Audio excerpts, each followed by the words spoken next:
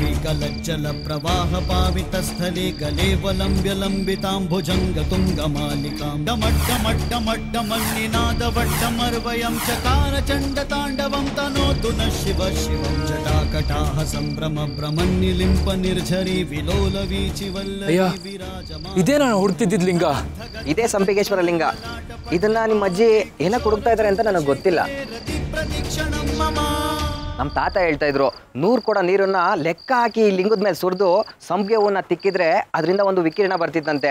ಆ ವಿಕಿರಣ ಬಂದಾಗ ಒಂದು ಔಷಧಿ ಸಿಕ್ತಿತ್ತಂತೆ. ಆಗ ಈ ಲಿಂಗಕ್ಕೆ ಔಷಧಿ ಶಕ್ತಿ ಬರುತ್ತಂತೆ. ಏಯ್, ಏನು ಹೇಳಿಕತ್ತಿ ನೀನು? ಇದೊಂದು ಗುಂಡ್ಕಲ್ಲು, ಇದ್ರೊಳಗೆ ಇಷ್ಟೊಂದು ಶಕ್ತಿ ಅದ? ನನ್ಗಂತೂ ನಂಬಕ್ಕಾಗವಲ್ದು. ಯಾರು ಹೇಳಿದ್ರು ನಿಂಗ?